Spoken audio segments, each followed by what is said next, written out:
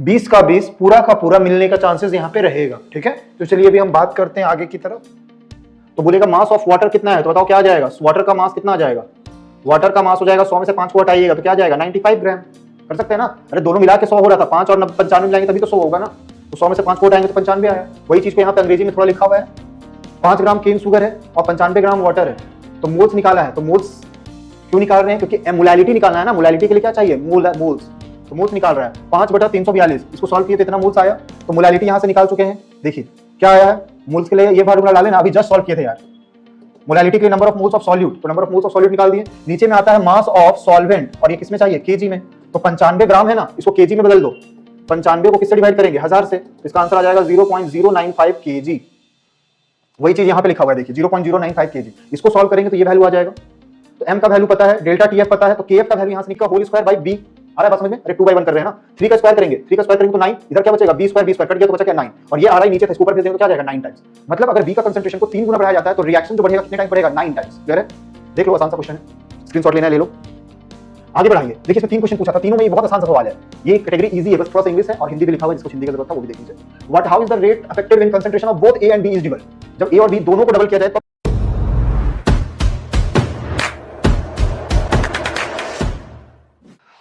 तो चलिए साथियों, जो आपका डिमांड था 5 मार्क वाला क्वेश्चन, तो मैं 5 मार्क वाला क्वेश्चन विद सॉल्यूशन लेके आ चुका हूं। ठीक है, इसमें आपको थोड़ा पैटर्न पता होना चाहिए। टोटल आपको 5 मार्क्स वाला क्वेश्चन आपको कितना रहेगा, 6 टोटल 6 रहेंगे, इसमें से बनाना है आपको 4 2 को स्किप भी करोगे तो भी काम चलेगा। मैं ऐसा पैटर्न बनाया जिससे आपका पूरा का पूरा मिल जाएगा, आपका देखोगे तो बता सॉरी यार, 20 का 20 पूरा का पूरा मिलने का चांसेस यहाँ पे रहेगा। ठीक है, तो चलिए अभी हम बात करते हैं आगे की तरफ।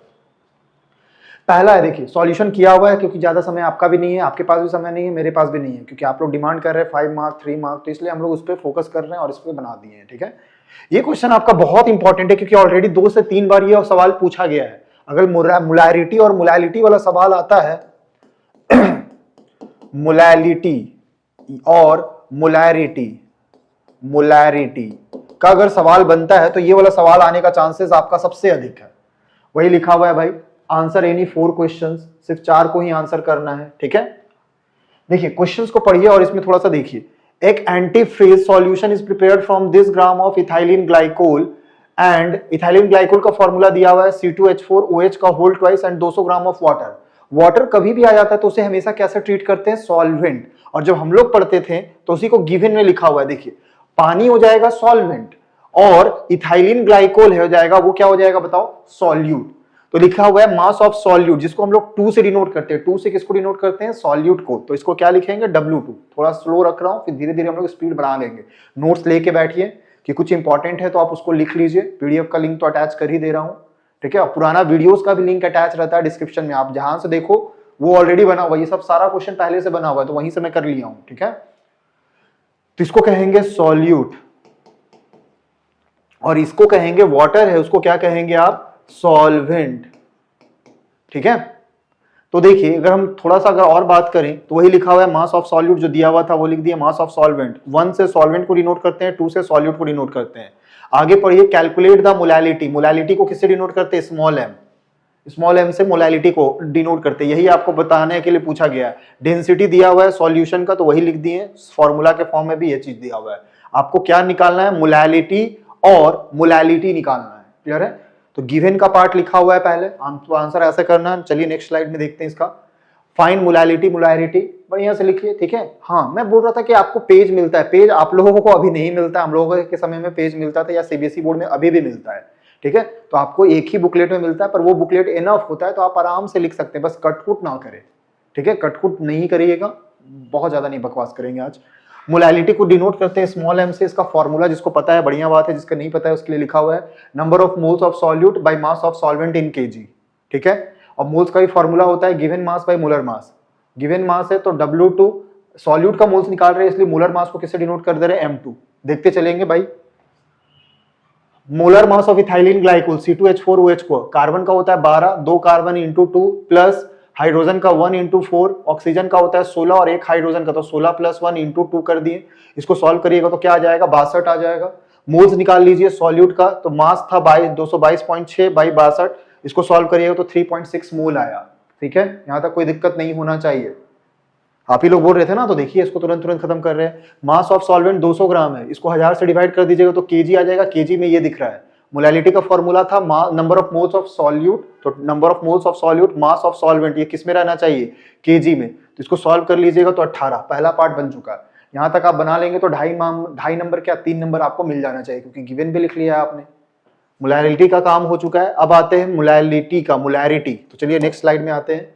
मोलैरिटी, मोलैरिटी का क्या होता है, number of moles of solute by volume of solution in litre. Moles वही रहेगा, तो N2 तो ऑलरेडी निकाल लिए, बस आपको क्या निकालना है, वॉल्यूम निकालना है, और वो भी किस में निकालना है, लीटर में।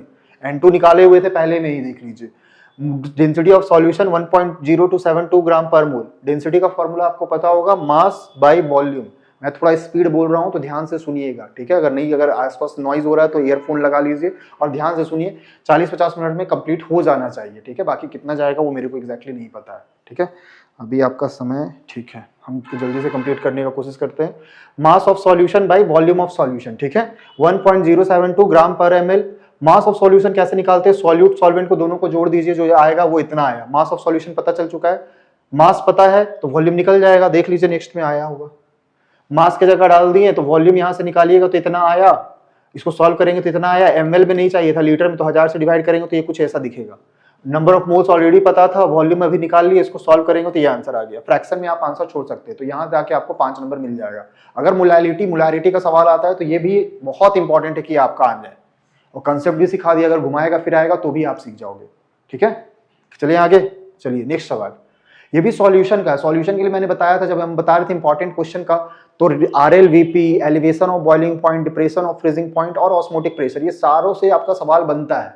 तो ये आपका सैंपल पेपर का ही सवाल है, मॉडल सेट का ही जो उसको बोलते हैं। तो इसमें क्या पूछा गया है, 5% सॉल्यूशन बाय मास, ठीक है। हम इसका देखिए, 5% solution by mass of cane sugar, गन्ना का है पानी के साथ, उसका फ्रीजिंग पॉइंट दिया हुआ है, यानी TF का वैल्यू दिया हुआ है 271। Calculate the freezing point of 5% glucose in water, यानी दूसरे सॉल्यूशन है उसका TF निकालना है जब ग्लूकोज रहेगा पानी में। फ्रीजिंग पॉइंट वाटर का दिया हुआ है, यानी TF नॉट का वैल्यू क्या दिया हुआ है, 273 पॉइंट इतना।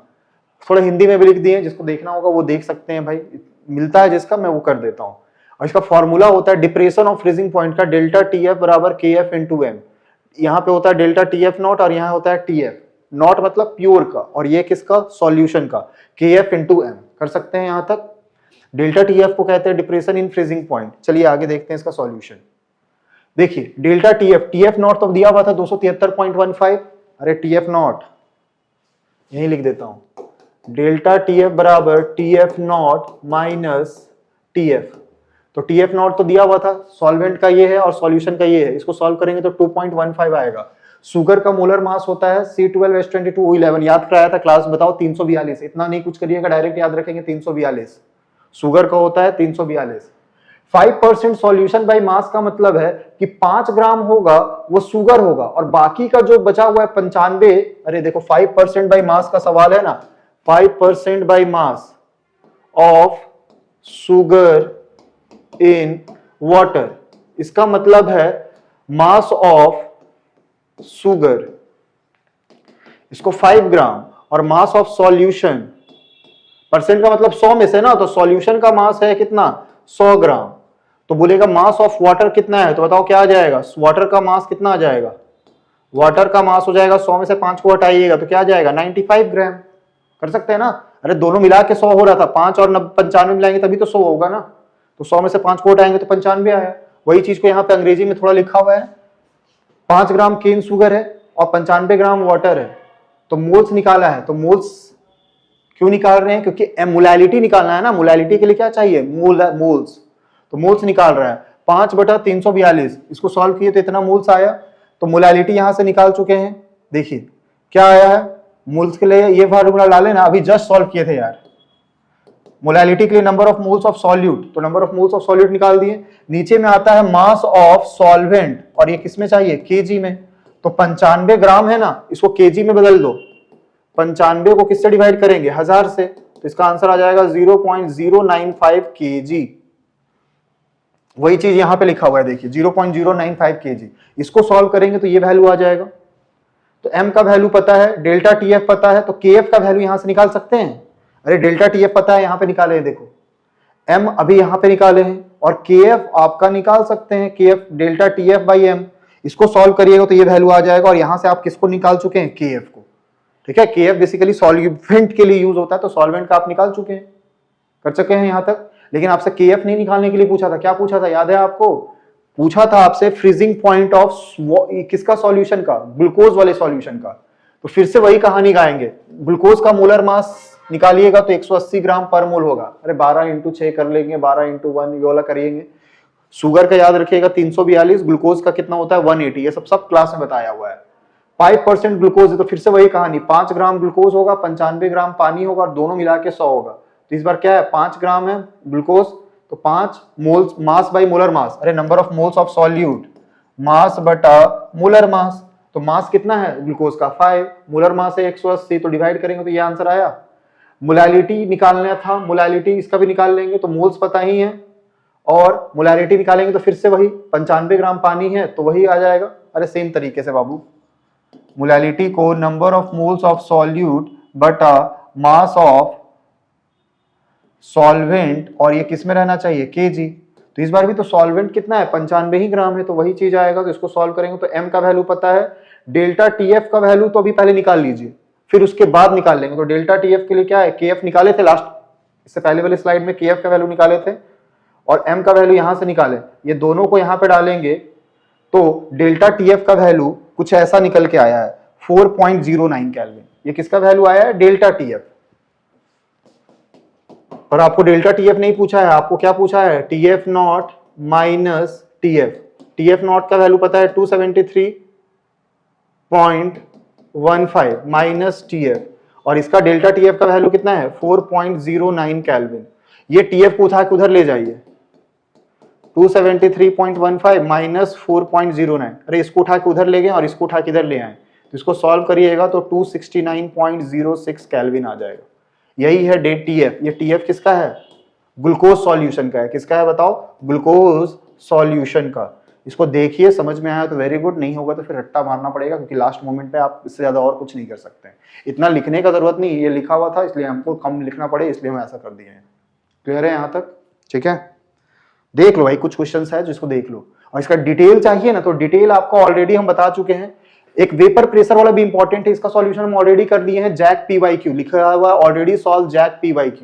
ये वेपर प्रेशर वाला सवाल है, ठीक है, ये वाला है RLBP का सवाल है, relative lowering of vapour pressure. तो वहां पे 12 नंबर क्वेश्चन में मिल जाएगा आपको, relative lowering of vapour pressure P1 nought minus P1 by P1 nought is equal to W2 M1 बाई W1 M2। ऐसा फॉर्मूला से आप इसको सॉल्व कर सकते हैं, तो इसको आप बना लीजिएगा, ऑलरेडी बना हुआ है। कहाँ मिलेगा, तो देखिए ऐसा करके आपको मिलेगा, Jharkhand board 12th Jack PYQ, ठीक है। ये सॉल्यूशन का होगा, डिस्क्रिप्शन में crack the JAC board previous year question from 2022। ये सॉल्यूशन का है ना, सॉल्यूशन का ऐसा,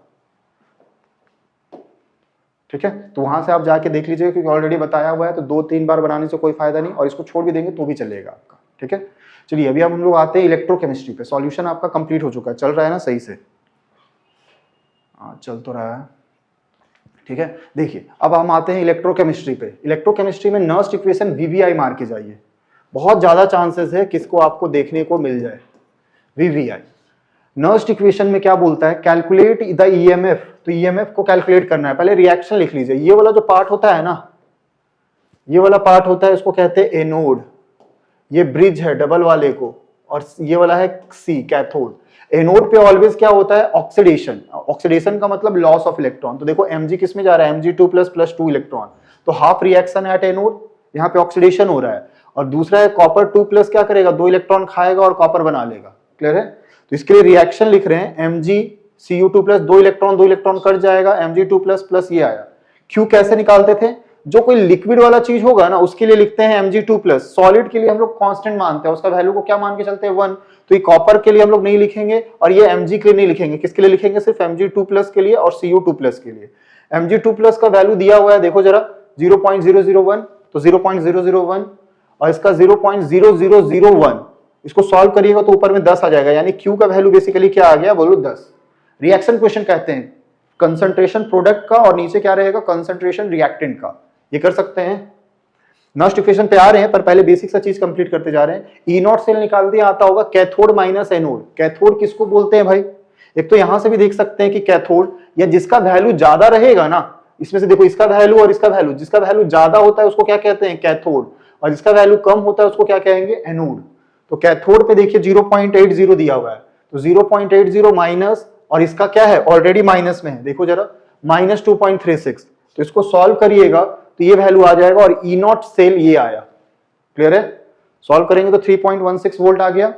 अब आगे का बात करें तो आपको नस्ट इक्वेशन जो आता है 298 केल्विन ही आपका आएगा, ठीक है। एक तो और आता है बट उसको कोई जरूरत नहीं है, 298 केल्विन वाला ध्यान रखिएगा। इसका फॉर्मूला होता है ई सेल बराबर ई नॉट सेल, इसलिए मैं ई नॉट सेल निकाल लिया था पहले, -0.059। आप इसको 0.006 लिख सकते हो, पर चलते हैं 0.059 बाई एन। एन मतलब कितना इलेक्ट्रॉन का ट्रांसफर हो रहा है पूरे रिएक्शन में। तो याद है 2 इलेक्ट्रॉन का ट्रांसफर हो रहा था, देखो 2 इलेक्ट्रॉन तो 4 मत कर देना। यहां पे एन का वैल्यू को क्या ले लीजिएगा? 2 लॉग क्यू। तो क्यू भी हम पहले से निकाल लिए हैं, ई नॉट भी निकाल लिए, एन भी डाल दिए, बस इसको डाल दीजिए, आ गया। यही है नस्ट इक्वेशन। तो देखिए डालने के दिखाया हुआ भी है, सबका वैल्यू डाल दिए, सॉल्व करते जाइएगा। लॉग 10 का वैल्यू होता है 1, इसको सॉल्व करेंगे तो ई सेल का वैल्यू ये आ गया। ये क्वेश्चन करेंगे 5 नंबर आ जाएगा। ये इंपॉर्टेंट क्वेश्चन, इसको जरूर से ध्यान दीजिएगा। नेक्स्ट चलते हैं सॉल्ट ब्रिज। भाई सॉल्ट ब्रिज हम लोग ऑलरेडी किए हुए होंगे ना। सॉल्ट ब्रिज आपका 3 नंबर में भी इंपॉर्टेंट है, 3 मार्क्स में भी आपके लिए इंपॉर्टेंट है, और ये 5 मार्क्स में भी इंपॉर्टेंट है। राइट इट फंक्शन ये ऑलरेडी किए हुए हैं ना। देखिए इसका डायग्राम कहीं से बना होगा, मैं ऑलरेडी कर चुका हूं। देखिए 2 मार्क वाला क्वेश्चन में हम लोग कर रहे थे, 2 मार्क का पहले आता था, अभी तो आपको 3 मार्क्स में आएगा। It is an inverted U shaped glass tube containing salt like, ये सब विथ अगर अगर जेली। अरे ये वाला सॉल्ट दोनों को कनेक्ट करता है, 2 हाफ सेल को कनेक्ट करता है। इसका 2 यूजेस पूछ रहा है। इट मेंटेन्स इलेक्ट्रिकल न्यूट्रलिटी, पूरा सेल में न्यूट्रलिटी रहता है। It prevent diffusion of electrolyte, इधर का इलेक्ट्रोलाइट इधर नहीं मिक्स होगा, इधर वाला इधर नहीं मिक्स होगा, तो वो चीज है। तो देख सकते हैं आप यहाँ पे सॉल्ट ब्रिज का डेफिनेशन डायग्राम बना देंगे तो थोड़ा और अच्छा हो जाता है। तो आप इसे देख सकते हैं सॉल्ट ब्रिज के लिए। और इसका अगर एक थ्योरी दे दिया है ना, तो दूसरा जो सवाल देगा ना वो बहुत इजी सा सवाल देगा। वो क्या दिया हुआ है देखिए, करंट जा रहा है 1.5, तो आई बराबर इतना है, 3 घंटे के लिए जा रहा है, तो टाइम 3 आवर हमेशा किस में कन्वर्ट कर लेंगे? सेकंड। तो 60 से मल्टीप्लाई किए तो मिनट, और फिर 60 से मल्टीप्लाई किए तो सेकंड में हुआ। क्लियर है? अब इसको सॉल्व कर दिए तो इतना सेकंड आया। क्यू का फॉर्मूला आप पढ़े होंगे, क्यू बराबर क्या होता है? IT। तो क्यू को पहले निकाल लेंगे, तो इतना सा कूलम चार्ज आया। और क्यू बराबर एक और फॉर्मूला होता है NE। ई आपका एक इलेक्ट्रॉन पे कितना चार्ज होता है वो बताता है, तो 1.6 × 10⁻⁻19 कूलम। तो यहाँ पे क्यू के जगह ये वाला फॉर्मूला डाल दिया, एन निकालना ही है, ई का जगह डाल दिया, इसको सॉल्व करिएगा तो ये वैल्यू आ जाएगा। क्लियर है? अगर एक थ्योरी वाला रहेगा तो दूसरा सवाल जो बनेगा वो बहुत इजी बन जाएगा। ठीक है, बहुत इजी बन जाएगा। ठीक है, चलते हैं भाई, ये कर चुके हैं। हाँ, और अगर और डिटेल जानना है ना तो आपको बार बार बोल रहा हूं किसमें चले जाइएगा, प्लेलिस्ट में और भी सवाल है। अगर आप इतना कर चुके हैं और आपको मन है और सवाल बनाएं तो आप जाके यहाँ पे प्लेलिस्ट पे चले जाइएगा, 12th केमिस्ट्री 2025 जैक। यहाँ पे देखिए इलेक्ट्रोकेमिस्ट्री का है, केमिकल काइनेटिक्स और सॉल्यूशन पहले से बना के डाला हुआ है। फिर भी आप लोग डिमांड कर रहे थे इसलिए मैंने बना दिया है। तो ये बार बार मैंने डाल दिया ताकि आपको बार बार बताया जाए, क्योंकि आप लोग कमेंट में बार बार पूछ रहे सर कब डालिए कब डालिए। ऑलरेडी डाला हुआ है भाई, उसको जरूर से जाके देखिए। ठीक है, खाली इंपॉर्टेंट लिखने से वो इंपॉर्टेंट नहीं हो जाता है। PYQ is also an important topic for you. ठीक है, चल भाई हम क्या बोल रहे हैं अभी यहाँ पे देखिए। अब आते हैं हम लोग केमिकल काइनेटिक्स में। तीनों फिजिकल का पहले निकाल ले रहे हैं, फिर इनऑर्गेनिक पे आएंगे, फिर ऑर्गेनिक पे आएंगे। 3 सवाल मिलेगा भाई आपको फिजिकल से, एक मिलेगा आपको सॉल्यूशन से, एक मिलेगा इलेक्ट्रो से, और एक मिलेगा आपका किससे? केमिकल काइनेटिक्स से। तो फिजिकल आपके लिए वेरी वेरी इंपॉर्टेंट है। और बाकी जो 3 सवाल रहेगा, 2 ऑर्गेनिक से और एक इनऑर्गेनिक से। ठीक है, ये क्वेश्चन भी आया हुआ है देखिए, मतलब ये मॉडल सेट का दिया हुआ है तो बहुत ज्यादा चांसेस है इसको VVI मार के जाइए। ए reaction is first order in A and second order in B। तो रिएक्टेंट के साइड का लिख देंगे A और B, क्योंकि जो डिसाइड होता है ना ऑर्डर, वो किससे डिसाइड करते हैं आप? रिएक्टेंट के साइड से। ठीक है, एक बार मिनट चल रहा है ना ये, और इसका ड्यूरेशन है 57 मिनट। ठीक है, चल जाएगा। देखिए अगर हम बात करें reaction is first order in A and second order in B, तो देखिए A के रिस्पेक्ट में फर्स्ट है और B के रिस्पेक्ट में सेकेंड, तो जो भी देता है वो रिएक्टेंट के साइड रहता है। यहाँ पे प्रोडक्ट जानबूझ कर लिख दिया हूं। तो फर्स्ट ऑर्डर कहने का मतलब रेट लिखेंगे K, A का पावर 1 फर्स्ट ऑर्डर हो गया, B का पावर 2 क्योंकि सेकेंड ऑर्डर बोला है। तो फर्स्ट पार्ट के लिए आप इतना सा लिख सकते हैं आराम से, आपको 1 या 1.5 नंबर जो भी होगा उसकी स्क्रीन से मिल जाएगा। अब पूछता है कि रेट में क्या फर्क पड़ेगा on increasing the concentration of B 3 times, अगर बी को 3 गुना बढ़ा दिया जाए तो क्या फर्क पड़ता है। तो देखिए जैसे हम लोग क्लास में पढ़ते थे आर आई और आर एफ करके, तो हम उसको देख लेते हैं। सेकेंड पार्ट का है ए प्लस बी प्रोडक्ट बना रहा है। एक बार मान लीजिए स्टार्टिंग वाला जो था ए बी ही रहने दीजिए, तब आर आई क्या होगा के ए का पावर 1 बी का पावर 2। अब फाइनल में क्या बोला है अकॉर्डिंग टू क्वेश्चन, एटीक्यू का मतलब क्या है बताओ, according to question. Final value में क्या बोल रहा है ए की जगह ए ही है बट बी की जगह क्या है 3 टाइम्स हो गया तो 3b, तो के की जगह के ही रहेगा, ए की जगह ए ही रहेगा, बस बी की जगह क्या डाल दीजिएगा 3b। कर सकते हैं इसको इक्वेशन 1 मान लीजिए, इक्वेशन 2 मान लीजिए, हमेशा इक्वेशन 2 को इक्वेशन 1 से डिवाइड कर दीजिए, वो लिखा हुआ देख लीजिए।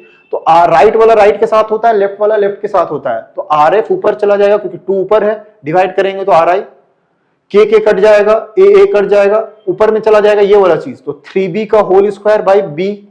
आ रहा है बात समझ में, अरे 2/1 कर रहे हैं ना, 3 का स्क्वायर करेंगे, 3 का स्क्वायर करेंगे तो 9, इधर क्या बचेगा बी स्क्वायर कट गया तो बचा क्या 9, और ये आर आई नीचे था इसको ऊपर भेज देंगे तो क्या आ जाएगा 9 टाइम्स। मतलब अगर बी का कंसंट्रेशन को 3 गुना बढ़ाया जाता है तो रिएक्शन जो बढ़ेगा कितने टाइम्स बढ़ेगा 9 टाइम्स। क्लियर है, देख लो आसान सा क्वेश्चन है, स्क्रीनशॉट लेना है ले लो।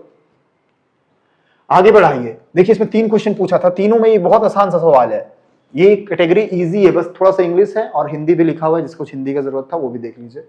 What how is the rate affected when concentration of both A and B is double, जब ए और बी दोनों को डबल किया जाए तब क्या होगा। तो देखिए थर्ड पार्ट में ले आए हैं, फिर से उसमें भी वही कहानी, ए बी रहेगा, ए बी स्टार्टिंग का वही के ए का बी का स्क्वायर, इस बार फाइनल में मतलब डबल किया जा रहा है या अकॉर्डिंग टू क्वेश्चन, ए को 2a कर दिए बी को 2b कर दिए, तो के की जगह के ही रहेगा, ए की जगह 2a और बी की जगह क्या डाल देंगे 2b, फिर से 2 को 1 से डिवाइड करेंगे तो आर एफ बाई आर आई। अरे देखो के कटेगा ना, के कटेगा तो उसको बार बार नहीं लिख रहे हैं, तो 2a का 2a रहेगा, इधर 2b का रहेगा, ये a रहा और ये b। अब जो कांस्टेंट टर्म होता है ना उसको बाहर निकालो, तो यहां से क्या निकलेगा 2 और यहां से क्या निकलेगा 2 का स्क्वायर, ये क्या बचेगा a का a और b का क्या आ जाएगा स्क्वायर, तो ये टर्म तो कट जाएगा, 2 का स्क्वायर 4 4 2 जाए 8 आया और आर आई इधर आ गया तो इसका आ गया। अगर दोनों को डबल करिएगा तो रिएक्शन कितने टाइम्स बढ़ जाएगा 8 टाइम्स। कर सकते हैं, देखो जरा, बहुत जल्दी जल्दी कंप्लीट कर रहे हैं, सही कर रहे हैं।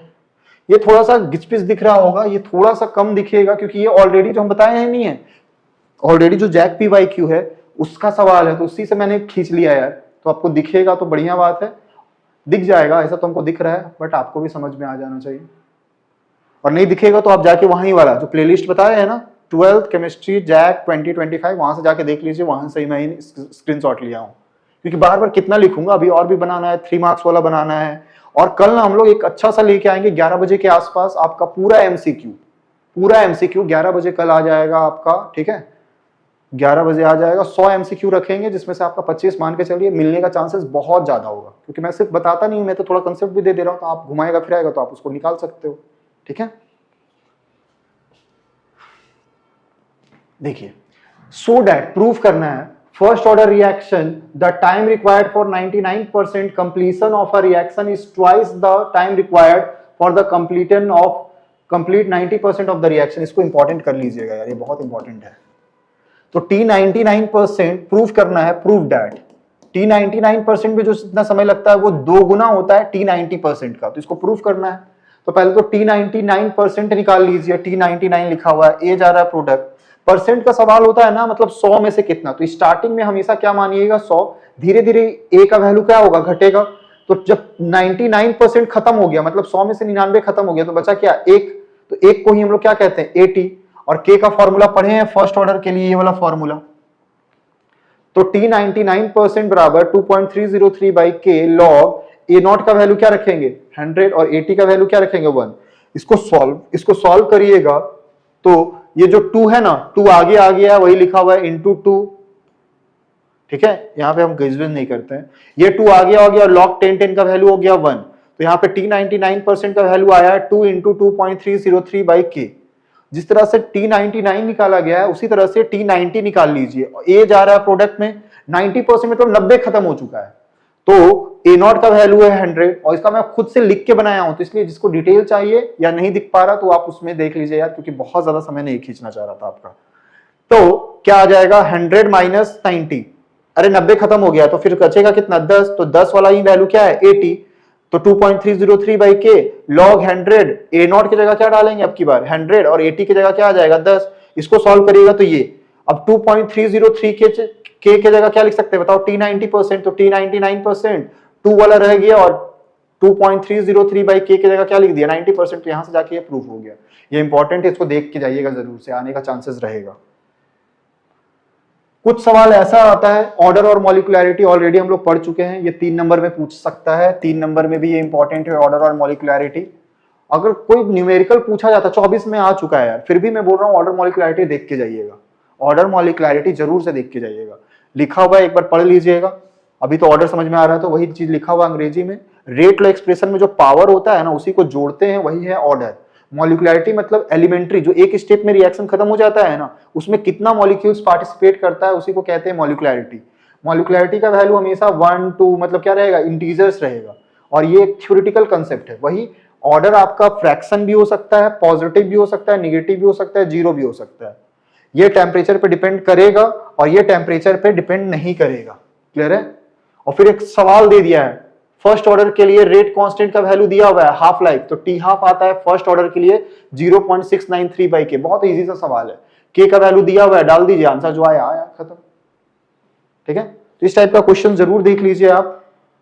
ये बहुत ज्यादा नहीं दिख रहा है, ठीक है, ये तो हमको लग रहा है उसमें दिखेगा भी नहीं, दिखेगा, बहुत लाइट दिख रहा है। ये सब ना पुराना से निकाला गया है, तो इसको थोड़ा सा अगर हम इसको सही कर पाए।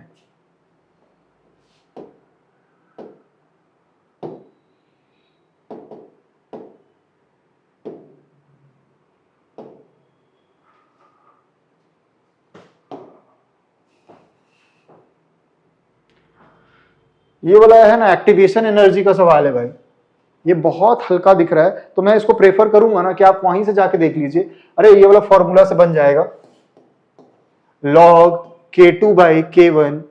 अगर आपके पास समय है और थोड़ा सा समय बनाना चाह रहे हैं, 2.303 r 1 by t1 minus 1 by t2, ये वाला फॉर्मूला से ये वाला सवाल बनेगा, उसी पे बेस्ड है। ठीक है, 2023 में पूछा गया था, इसका भी बोल रहा हूँ डिटेल वहीं पे बना हुआ है यार, इसलिए यहाँ पे बहुत लाइट दिख रहा है, तो थोड़ा सा एडजस्ट कर लेना, इसको देख लेना है। ठीक है, इसको देख लेना, कम चांसेस है लेकिन आने को है। log k2 by k1 अर्हेनियस equation से इसको निकालते हैं। k2 रेस्ट कांस्टेंट है, एक्टिवेशन एनर्जी, r का वैल्यू होता है universal gas constant 8.3, t1 temperature है, t2 अलग टेम्परेचर है। दो टेम्परेचर पे दो k1 k2 आता है, क्योंकि अभी जस्ट बताया था k किस पे डिपेंड करता है, टेम्परेचर पे, तो उसी पे सवाल दिया हुआ है, तो आप उसको देख लीजिए। इससे पहले जो बताया है ना केमिकल काइनेटिक्स का PYQ करके, वहां पे क्वेश्चन नंबर कितने मिल जाएगा बताओ, क्वेश्चन नंबर 13 में ये सब आने का चांसेस है, क्योंकि 2023 में आया है ना। इसको हम ज्यादा नहीं समझ लेते हैं। और फिर एक इस टाइप का भी सवाल बनता है जब ये डेटा दिया रहेगा, ये सारा चीज है, तो उसमें क्वेश्चन नंबर 8 में मिलेगा। इसको अभी थोड़ा सा डेटा से बना सकते हैं, पर ये 24 में आया हुआ है, तो इस टाइप से सवाल नहीं पूछेगा, तो इसको हम लोग VVI नहीं करते ना। ठीक है, ये 2024 में आया है, तो बट कैसे बन रहा है, जिसको चाह रहे हैं कि हम पूरा का पूरा बनाए, कुछ लोग होंगे ना ऐसा, क्योंकि 6 में से तो 4 ही बनाना है, तो 1 2 अगर नहीं भी बनेगा तो भी काम चलेगा। तो अगर जो चाह रहे हैं पूरा का पूरा बनाए, तो वो जरूर से देख लीजिए जैक PYQ किसका है, तो केमिकल काइनेटिक्स। ठीक है, चलते हैं भाई, इसमें ज्यादा समय नहीं देंगे क्योंकि दिख ही नहीं रहा है। अब आते हैं हम लोग इनऑर्गेनिक में। इनऑर्गेनिक में आपका एक सवाल पूछा जाएगा, और मेरे को जहां तक आइडिया है या लग रहा है कि D&F से अगले साल पूछा है, 24 में पूछा हुआ है, तो 2025 में आपसे किससे पूछेगा, कोऑर्डिनेशन से। और कोऑर्डिनेशन से ये वाला सवाल है ना, वो आपका वेरी वेरी इंपॉर्टेंट है, वेरी वेरी इंपॉर्टेंट है यार। ठीक है, वेरी वेरी इंपॉर्टेंट है। तो on the basis of valence bond theory, valence bond theory इस साल जो पूछा था CFT से पूछा था, तो आपका 2 थ्योरी इंपॉर्टेंट है। अब की बार है एक वर्नर्स थ्योरी देख लेना होगा आपको, और एक है VBT valence bond theory. CFT से बहुत कम चांसेस है कि पूछे, क्योंकि पूछ चुका था CFT से, तो इस बार पूछेगा, तो हमको लग रहा है VBT से। और ये वाला वेरी वेरी इंपॉर्टेंट क्वेश्चन मान के चलिए कि आ जा रहा है एग्जाम में। वैलेंस बॉन्ड थ्योरी से बताना है, इसका ज्योमेट्रिक बताना है, मैग्नेटिक प्रॉपर्टीज K4 FeCN6। तो देखिए जब 6 को रहेगा ना लिगेंड का संख्या, देखो ब्रैकेट के अंदर अगर 6 रहेगा ना, तो इसको कहते हैं, इसका जो ज्योमेट्री होगा वो ऑक्टाहेड्रल होगा। मैं बहुत बार बता चुका हूं, 1 मार्क वाले में भी बताया था। तो इसका ज्योमेट्री क्या हो जाएगा बताओ, ऑक्टाहेड्रन बोल रहा है, ऑक्टाहेड्रल आप बोल सकते हैं आराम से। अब इसका बाद इसका क्या निकालने के लिए पूछा है, देखिए जैसे CN है ना, CN है आपका strong field ligand, cyanide ion strong field ligand है। स्ट्रॉन्ग फील्ड लिगेंड ना क्या करवाता है, पेयरिंग करवाता है, पेयरिंग, पेयरिंग, और पेयरिंग करवाएगा तो इसका कैसा हो जाएगा, मोटा मोटी मान के चलेंगे कि यह diamagnetic most of the cases में आएगा। तो जब पेयरिंग कराएगा तो इसको क्या बोलेंगे, इसका कैसा आ जाएगा, डायामैग्नेटिक, मतलब मैग्नेटिक फील्ड में थोड़ा सा रिपेल फील करेगा। तो वही दो चीज तो आप इजीली कर सकते हैं। अब कैसे होता है तो इसके लिए ऑक्सीडेशन नंबर इसका निकालना पड़ेगा। तो ऑक्सीडेशन नंबर निकाल के दिखाएं क्या, हाँ देखिए K4 इसी का यहाँ पे देखिए K4 FeCN है, पोटेशियम का होता है +1, 4 है तो इंटू 4, Fe का निकालना है तो X मान लिए प्लस, यहाँ पे इंटू नहीं करना है, यहाँ पे ये क्या है प्लस, Cn का होता है -1, देखिए -1 लिखा हुआ है और 6 गो है, तो इसको सॉल्व करिए तो X का वैल्यू क्या है 2, यानी Fe का कौन सा है 2+। अब Fe का है होता है 26, 26 का अगर लिखेंगे तो 18, 2 20, 6 26, पर 2+ का मतलब क्या समझेंगे, 2 इलेक्ट्रॉन निकाले, तो 2 इलेक्ट्रॉन यहां से निकला तो बचेगा क्या 3d6, तो वही बनाया है। एक बार Fe के लिए देखिए बनाया है 1 2 3 4 5 6 और 4s में 2, Fe2+ के लिए बनाया तो क्या हुआ, 2 इलेक्ट्रॉन यहां से निकल गया तो 1 2 3 4 5 6। अब Cn- क्या है, स्ट्रॉन्ग फील्ड लिगेंड, ये पेयरिंग कराएगा, तो पेयरिंग का मतलब ये वाला इलेक्ट्रॉन उठ के यहां चला जाएगा और ये वाला इलेक्ट्रॉन उठ के यहां चला जाएगा, तो देखो पेयरिंग हो चुका है। और जितना लिगेंड होगा 6 लिगेंड, तो 6 को खाली डब्बा चाहिए, 1 2 डब्बा यहाँ पे, एक यहाँ पे 3 और 3 डब्बा यहाँ, तो 6 आया। तो देखो D का 2 डब्बा है तो D2 हो गया, S का 1 डब्बा तो S हो गया, P का 3 डब्बा तो 3, तो इसका हाइब्रिडाइजेशन क्या हो जाएगा D2sp3 हाइब्रिडाइजेशन।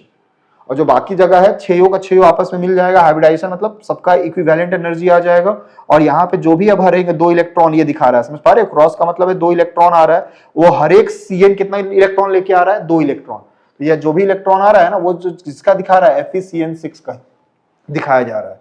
यहाँ पे हर एक जगह 2 इलेक्ट्रॉन होगा और वो 2 इलेक्ट्रॉन किसका होगा, Cn का होगा। क्लियर है, कर लोगे ना ऐसा, ऐसा करके एक और सवाल है, खुद से प्रैक्टिस कर लेना है भाई, सेम टू सेम सवाल आएगा ये वाला। आप ऐसा क्वेश्चन आता है, देख लीजिए, बोलता है मेनी कंपाउंड्स, इसका क्वेश्चन का आंसर में लिखा हुआ है तो आप उसको देख लेना, मैं बता रहा हूं। पैरामैग्नेटिक, पैरामैग्नेटिक मतलब जिसके पास अनपेयर्ड इलेक्ट्रॉन होता है ना, अरे जोड़ा इलेक्ट्रॉन नहीं, जैसे कि यहाँ पे, जैसे यहाँ पे पेयर्ड नहीं है, मतलब जोड़ा जोड़ा नहीं है, तो इसको कहते हैं, इस टाइप का चीज को रहेगा तो कहेंगे पैरामैग्नेटिक, और जहां जोड़ा जोड़ा बनने लगेगा उसको कहेंगे डायामैग्नेटिक। ठीक है, तो पैरामैग्नेटिक क्यों होता है, तो इसके पास क्या होता है, अनपेयर्ड इलेक्ट्रॉन होता है, लिखा हुआ है देख लीजिएगा। कलर्ड क्यों शो करता है, तो डी ट्रांजिशन, ऊपर में 2 नीचे 3, तो डी नीचे भी है डी ऊपर भी है, तो यहां से यहां इलेक्ट्रॉन जंप करता है, उसकी वजह से कंपाउंड कैसा होता है, कलरफुल होता है। वेरिएबल ऑक्सीडेशन स्टेट क्यों शो करता है, बोल रहा है एग्जिबिट वेरिएबल ऑक्सीडेशन स्टेट, ये क्यों वेरिएबल ऑक्सीडेशन स्टेट शो करता है, डी ब्लॉक एलिमेंट्स बहुत सारा ऑक्सीडेशन स्टेट शो करता है, क्यों शो करता है भाई, ठीक है, इसका क्या बोलेंगे, वेरिएबल ऑक्सीडेशन स्टेट क्यों शो करता है। हाँ, क्योंकि एक किसी मॉलिक्यूल की या किसी लिगेंड के साथ कुछ अलग नंबर ऑफ इलेक्ट्रॉन्स उससे निकल रहा होगा और कोई और लिगेंड्स के किसी और इलेक्ट्रॉन निकल रहा होगा, अरे नंबर ऑफ इलेक्ट्रॉन्स का अलग अलग आएगा, जैसे कभी शो करता है +2, कभी शो करेगा +3, कभी शो करेगा +4, तो अलग अलग लिगेंड के रिस्पेक्ट में देखा जाएगा तो उसको क्या कह देंगे, ये वेरिएबल ऑक्सीडेशन स्टेट। अच्छा, इसका आंसर एक बार देख लेते हैं यार, दिया हुआ है ट्रांजिशन एलिमेंट, मैंने पैरामैग्नेटिक का तो हो गया है। इंथैल्पी ऑफ एटोमाइजेशन हाई होगा क्योंकि इसका इफेक्टिव न्यूक्लियर चार्ज क्या होता है, काफी ज्यादा होता है, जो सेंटर पे न्यूक्लियर चार्ज होगा वो क्या होगा, ज्यादा होता है, अरे क्योंकि 30 35 36 ऐसा ऐसा करके आने लगता है ना, तो सेंटर पे प्रोटॉन का संख्या ज्यादा हो जाता है, तो इसकी वजह से क्या होता है, प्रोटॉन बढ़ते जाता है और वैलेंस सेल में इलेक्ट्रॉन बढ़ते जाता है, जो जितना वैलेंस सेल में इलेक्ट्रॉन बढ़ेगा तो मेटालिक मेटल के साथ क्या करेगा, बॉन्ड बनाएगा। ठीक है, तो मेटालिक बॉन्ड होता है, इसकी वजह से इंथैल्पी ऑफ एटोमाइजेशन क्या होता है, हाई, मतलब इससे इलेक्ट्रॉन निकालने में आपको ज्यादा एनर्जी देना होगा, मेटल से इलेक्ट्रॉन निकालने में ज्यादा एनर्जी देना होता है। कलर क्यों शो करता है, तो ये तो बता ही चुके थे, डी ट्रांजिशन, कुछ नहीं आता तो डी ट्रांजिशन। ये गुड कैटलिस्ट क्यों है, गुड कैटलिस्ट क्यों है, क्योंकि ये वेरिएबल ऑक्सीडेशन स्टेट शो करता है। ठीक है, क्योंकि ये वेरिएबल ऑक्सीडेशन स्टेट शो करता है, इसलिए इसको कहते हैं good catalyst.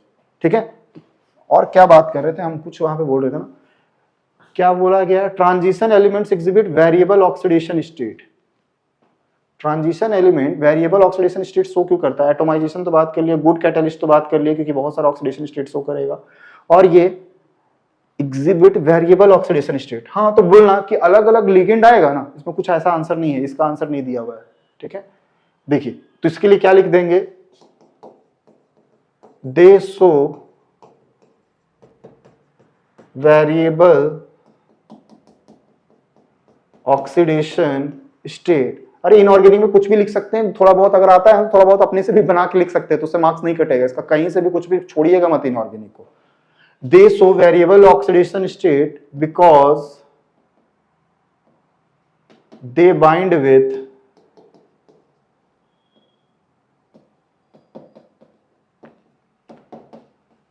Different ligands, ligands भी अलग हो जाएगा, और at a time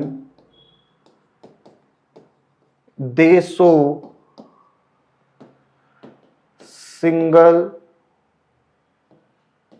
oxidation number and other time they show another oxidation number. Depend करता है कि लिगेंड भी कैसा आ रहा है उसके हिसाब से, और एक समय पे एक दिखा रहा है फिर कुछ समय बीता तो फिर से ये कुछ अलग शो करने लगेगा। जैसे लोहा का रॉड देखते हैं तो वह Fe में रहता है, फिर कुछ समय के बाद सड़ता है तो वो किस में चला जाएगा, फेरिक में चला जाता है, तो Fe3+ में चला जाता है।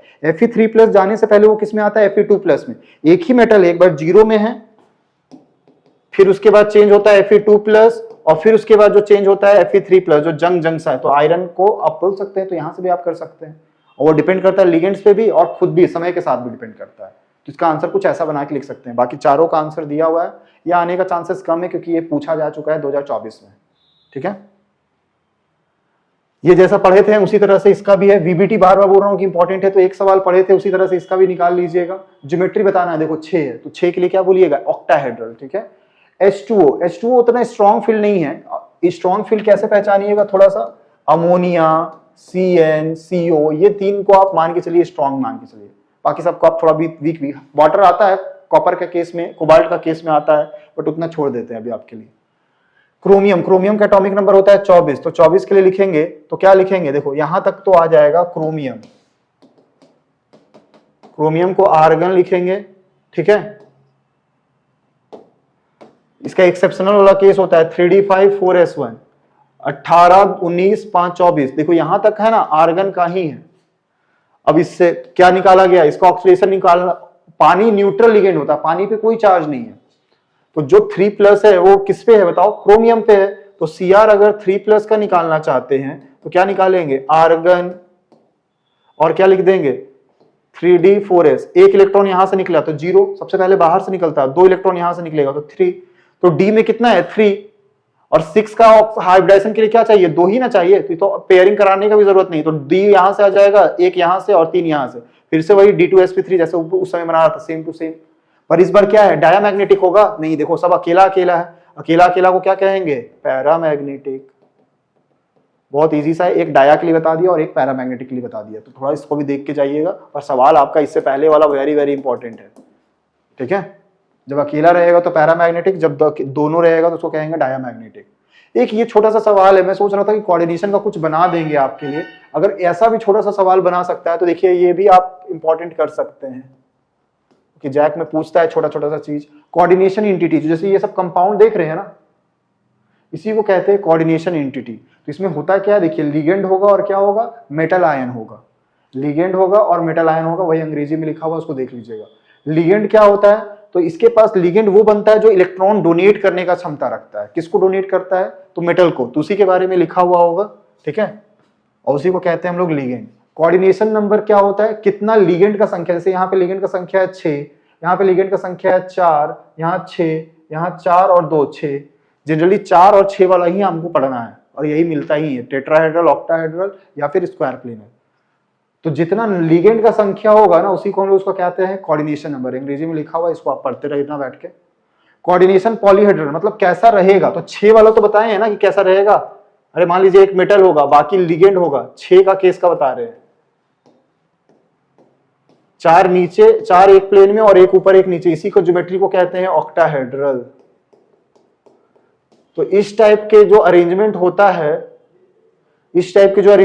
है, उसी को हम लोग क्या कहते हैं, कोऑर्डिनेशन पॉलीहेड्रल। तो डेफिनेशन लिखा हुआ है, पढ़ लीजिएगा। अगर 4 होगा, 4 का 2 केस होता है, एक होता है स्क्वायर प्लेनर, जैसे 4 है तो 4 लिगेंड ऐसा रहेगा, L L L L, इसको कहते हैं स्क्वायर प्लेनर। स्क्वायर प्लेनर, और एक होता है टेट्राहेड्रल, M एक ऊपर और 3 नीचे, इस ज्योमेट्री को कहते हैं टेट्राहेड्रल। बता दिया हूं, थोड़ा थोड़ा सा एक्स्ट्रा है ताकि आपको एग्जाम में कुछ घुमाएगा फिराएगा तो भी कर लीजिएगा। होमोलिप्टिक हेट्रोलिप्टिक जरूर देख लीजिएगा, ये हम बता चुके हैं। जब एक ही टाइप का लिगेंड होगा, जैसे यहाँ पे 6 का 6 लिगेंड कौन है, अमोनिया, तो उसको कहते हैं होमोलिप्टिक। और हेट्रोलिप्टिक में मतलब अलग अलग रहेगा, जैसे देखिए 4 अमोनिया है और 2 गो Cl है, तो इस टाइप को कहते हैं हेट्रोलिप्टिक। तो यहां जाके हमको लगता है इनऑर्गेनिक आपका खत्म हो चुका है और ये केमिस्ट्री में आ जाएंगे, ठीक है। तो ये क्या बात बोले, समझ पा रहे हैं। इनऑर्गेनिक से एक सवाल आएगा, ठीक है, हो ही गया है। अब बस थोड़ा सा इसमें जाते हैं, ऑर्गेनिक पे भी देख ही लेते हैं। अगर ये वीडियो लेंदी भी बनेगा तो आप लोग बोल रहे थे कि हम लोग देख लेंगे तो देख लीजिएगा। मैं तो कोशिश कर रहा हूँ कि जल्द से जल्द होते जाए, ठीक है। चलिए, इनऑर्गेनिक का भी हो चुका है, अब हम लोग आते हैं ऑर्गेनिक में। ऑर्गेनिक में ये वाला लेक्चर डाला हुआ है, देखिए 12th केमिस्ट्री 2025 जैक। अगर ऑर्गेनिक अभी मत देखिए इसको, मैं सीधा बोलूंगा पहले जाके 12th केमिस्ट्री 2025 जैक प्लेलिस्ट मिलेगा मार्कर में, और इसमें जाके देखिए chemistry 10 most important name reaction. यहाँ पे नेम रिएक्शंस अगर कर लेते हैं तो 5 नंबर पक्का कर लीजिएगा, क्योंकि ये आएगा ही आएगा, 5 नंबर फिक्स्ड। ज्यादा बड़ा वीडियो नहीं है, 14 मिनट 7 सेकंड का वीडियो है, उसको जस्ट देख लीजिए, आपका काम बन जाएगा। पूरा जैसा लिखा हुआ है, 10 रिएक्शन है, 10 में से आ जाएगा, 3 आता है आपका। कैसा सवाल आता है वो दिखा दे रहा हूं, मैं करके नहीं दिखा रहा हूं, ठीक है। अच्छा, ये सब तो बताया हूं कि सब में जाके सब प्लेलिस्ट में, एक ही प्लेलिस्ट में मिलेगा आपको, ठीक है। देखिए Cannizzaro reaction, Clemmensen reaction, Hofmann bromamide reaction, सारा का सारा दिया रहेगा। 3 आता है और तीनों का 5 नंबर में आता है। हिंदी में वाली भी देख सकते हैं, Cannizzaro reaction, Reimer Tiemann reaction, aldol reaction, सारा का सारा दे दिया है। 10 रिएक्शन कर लीजिए, 5 नंबर फिक्स कर लीजिए, 14 मिनट दे दीजिए आप अपना। आज 25 तारीख है, तो 25 तारीख में भी आप काम खत्म कर सकते हैं। कुछ का दिया हुआ देखो कैसे लिखा जाता है, सैंडमियर रिएक्शन ऑलरेडी किया हुआ है, फिर भी एक का सॉल्यूशन मिल रहा था तो मैं देख दिया, ठीक है। सैंडमियर रिएक्शन में यहाँ पे क्लोरोबेंजीन बना दिया। केनिजारो रिएक्शन में एक को ऑक्सीडाइज करता है, एक को रिड्यूस करता है, तो यहाँ पे क्या होता है, इसको ऑक्सीडाइज कर दिया है। और इसके बाद कार्बाइल अमीन रिएक्शन आइसोसाइनाइड वाला बनाता है, देखो अल्काइल आइसोसाइनाइड। तो थोड़ा सा 3 लाइन लिखना रहता है और रिएक्शन लिखना रहता है, उसका डिटेल में बनाया हुआ है, वो प्लेलिस्ट बता चुका हूं, जाके देख लीजिए, ठीक है। ये जरूर से देख लीजिए। अब आते हैं, एक तो सवाल आया है जो इस बार आने वाला है ना, एक तो आपका एक है नेम रिएक्शन, नेम रिएक्शन हम बता चुके हैं, और दूसरा बता रहे हैं जो हमको लग रहा है इस बार आ जाएगा, नोमेनक्लेचर। अरे ये बल्ले बल्ले हो जाएगा, अरे 5 नंबर यहाँ 5 नंबर यहाँ फिक्स कर लोगे ना, नोमेनक्लेचर आएगा तो इजी सा नोमेनक्लेचर आता है, तो आराम से कर लेंगे। नोमेनक्लेचर भी मैंने कितना मिनट में बता दिया है, 38 मिनट में, 38 मिनट 13 सेकंड में कंप्लीट कर दिया है। तो वो भी उसी प्लेलिस्ट में देख लीजिएगा, मिलेगा chemistry complete nomenclature JAC board, ठीक है। और 2 वीक पहले डाला हुआ है, रिसेंट में ही सब बनाया हूँ जैक के लिए, तो आप इसको जरूर से जाके देख लीजिए यार, तब जाके आपको समझ में आएगा, ठीक है। कुछ क्वेश्चन हम प्रैक्टिस के लिए डाले हैं, तो वो देख लीजिए कैसे डाले हैं। जैसे ये है 1 इथॉक्सी प्रोपेन, इथॉक्सी बोलेंगे कैसे तो उसमें समझ में आएगा, हम डिटेल तो नहीं समझा सकते हैं, बट देखिए जो लॉन्गेस्ट होता है उधर से नंबरिंग करते हैं, फर्स्ट सेकंड थर्ड। 3 कार्बन है तो प्रोप का मतलब 3, एन का मतलब कार्बन कार्बन के बीच में सिंगल बॉन्ड, 1 इथॉक्सी, तो ओ दिस चीज को कहते हैं इथॉक्सी। ओ के साथ ये रहता, अगर CH3 रहता तो मिथॉक्सी, 2 कार्बन तो इसका नाम है इथॉक्सी। ये अगर नहीं आ रहा है, अगर समझने में सक्षम है तब तो मत देखिए, और नहीं आ रहा है तो जाके पहले नोमेनक्लेचर को देखिए, तब जाके समझ पाएंगे। ऑर्गेनिक का बनाए हुए हैं, जस्ट 1 घंटा दे दीजिए, 38 मिनट उधर और 14 मिनट उधर, 38-40 मतलब 1 घंटे के आसपास दे दीजिएगा तो आपका काम खत्म हो जाएगा, ठीक। टोलुडीन, टोलुइन बताए थे, अगर CH3 को हटा देते हैं, बेंजीन के ऊपर NH2 रहता है, उसको कहते हैं टोलुइन। और ऑर्थो पोजीशन का मतलब 1-2 पोजीशन, 1-2, तो अगर CH3 रहता तो इसका नाम है टोलुडीन। इथाइलिन ग्लाइकोल, 2 कार्बन है, CH2 को कहते हैं इथाइलिन, और ग्लाइकोल मतलब दोनों साइड OH रहेगा तो उसको कहते हैं इथाइलिन ग्लाइकोल, कर लेंगे। चलिए आगे, 3 bromo 4 phenyl pentenoic acid, structure बनाना है तो 3 ब्रोमो 4 फिनाइल लिख ही देते हैं, क्या ध्यान में रखना भाई, 3 पे ब्रोमो 4 फिनाइल, पेंटेन का मतलब 5 है ना, तो 1 2 3 4 5, पेंटेनोइक एसिड बोला है तो COOH हो गया पेंटेनोइक एसिड। अब यहीं से शुरू होगा, 1 2 3 4 5, 3 पे ब्रोमो लिखा था तो 3 पे क्या निकाल दीजिएगा, ब्रोमो, 3 ब्रोमो 4 फिनाइल। फिनाइल का नाम क्या होता है, जब बेंजीन रिंग जुड़ा रहे ब्रांच में, हो गया। 3 ब्रोमो 4 फिनाइल पेंटेनोइक एसिड, ये तो फुलफिल रहता है, 2 बॉन्ड बनाया तो कितना हाइड्रोजन, 2 हाइड्रोजन, 3 बॉन्ड बनाया तो 1 हाइड्रोजन, ये 3 बॉन्ड बनाया तो 1 हाइड्रोजन, 1 बॉन्ड बनाया तो 3 हाइड्रोजन। इस तरह से कर सकते हैं, ये बना सकते हैं स्ट्रक्चर। और फिर क्रिसोल है तो इसको कहते हैं फिनॉल, फिनॉल के साथ अगर CH3 लगा रहता है 1-2 पोजीशन पे तो इसको कहते हैं ओ क्रिसोल, वही ना है, ओ क्रिसोल आपका दिया होगा, देख लो, सही है। चलिए भाई, कुछ और सवाल दिया हुआ उसको जरूर से देख लीजिए, ये भी सवाल आपका इंपॉर्टेंट है। बाकी नोमेनक्लेचर मैंने डिटेल बना दिया है भाई, तो उसको जरूर देख लीजिए, ठीक है। और कुछ कुछ का नहीं बताया तो उसको तो कंप्लीट हो जाएगा। कितना मिनट हो चुका है भाई, चल जाएगा, खत्म ही हो जाएगा बस, अब होने ही वाला है। 3 ब्रोमो 4 फिनाइल पेंटेनोइक एसिड, देखिए एक ही सवाल बार बार आया, अभी जस्ट बताए थे। नंबरिंग कर लीजिए 1 2 3 4 5, 3 पे ब्रोमो, 4 पे phenyl pentenoic acid, 4 methyl paint 3-in-2-1, 1 मतलब कीटोन होता है ना। तो देखिए नंबरिंग करेंगे तो इधर से ही शुरू करेंगे, 1 2 3 4 5, तो 3 पे देखो इन है तो इन का मतलब डबल बॉन्ड, 2 पे 1 है तो डबल बॉन्ड के साथ ओ रहेगा, 4 पे मिथाइल है तो 4 पे CH3 ग्रुप है, तो ये बन जा सकते हैं NN डाइमिथाइल मिथेनामीन।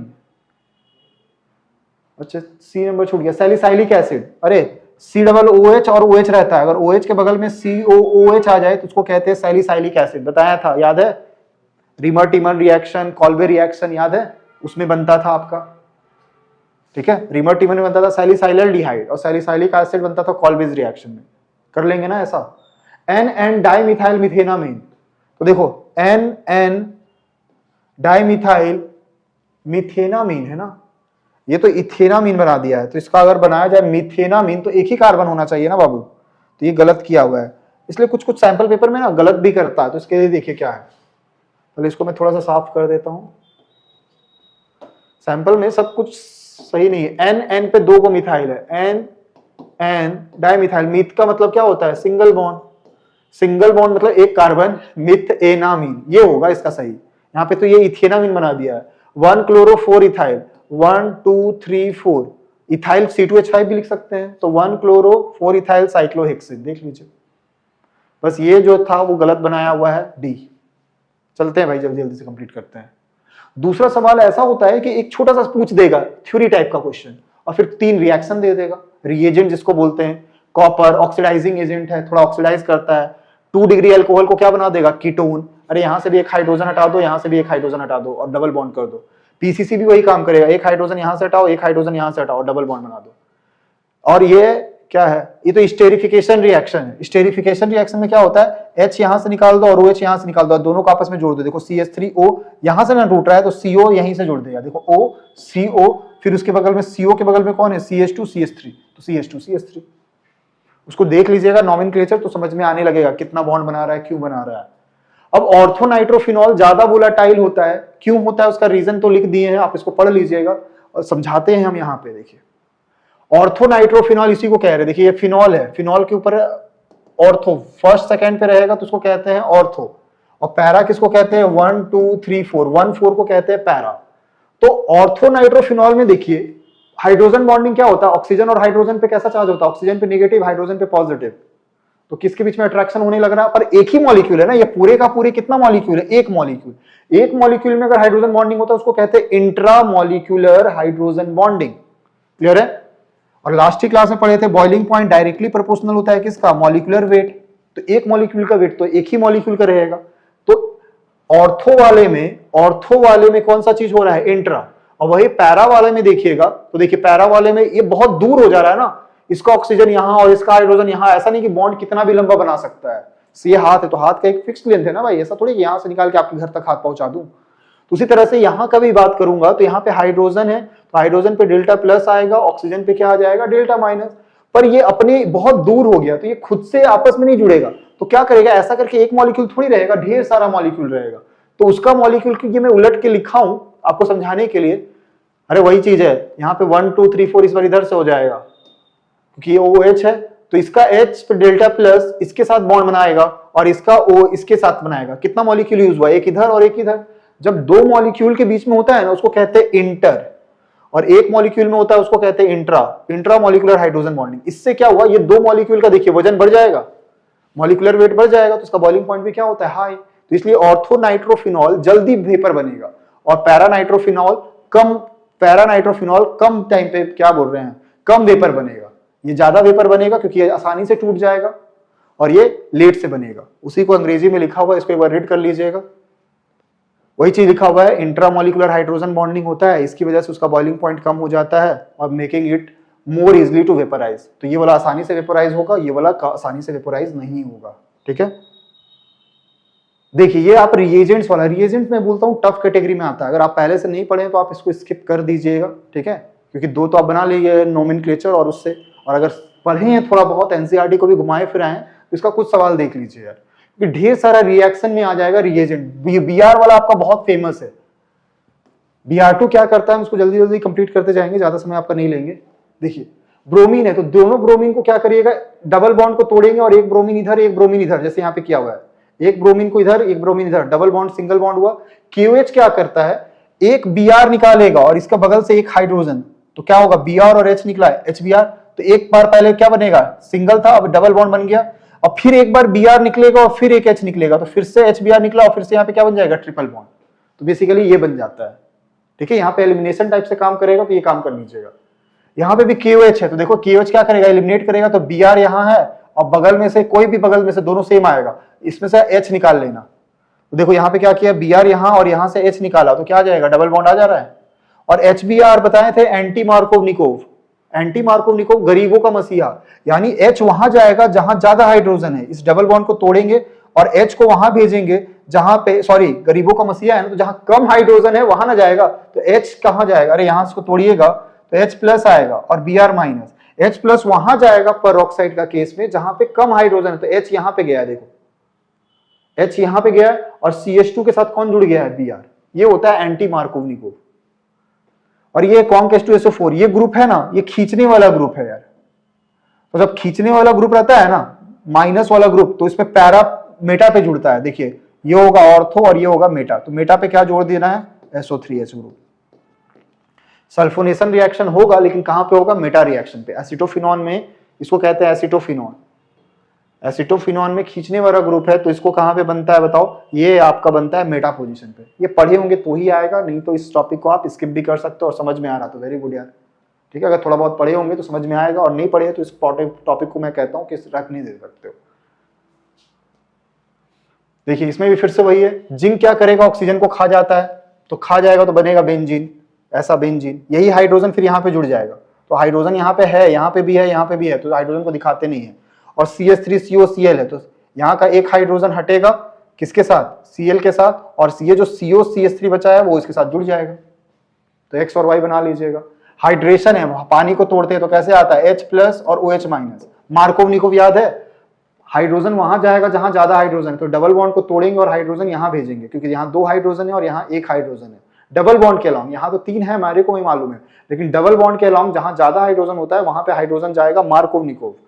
तो देखिए हाइड्रोजन यहां भेजा और OH को जस्ट बगल में भेज दिया। अब इसको ऑक्सीडाइज करेंगे तो क्या बना देगा, OH है ना, तो OH है 2 डिग्री, तो 2 डिग्री को क्या बना देगा, कीटोन, ऐसा बना रहा है, CH3COCH3। ठीक है, ये इसको कीटोन बना दिया है। ठीक है, और ऑक्सीडाइज करेंगे तो क्या बना सकते हैं, एसिड भी बना सकते हैं। अगर और ऑक्सीडाइज करे जाएगा तो इसको फर्दर यहां से तोड़ के एसिड बना सकते हैं, पर यहाँ पे इतना ही, कुछ ज्यादा नहीं लिखा हुआ है, तो आप इसको सीधा सीधा एसिड।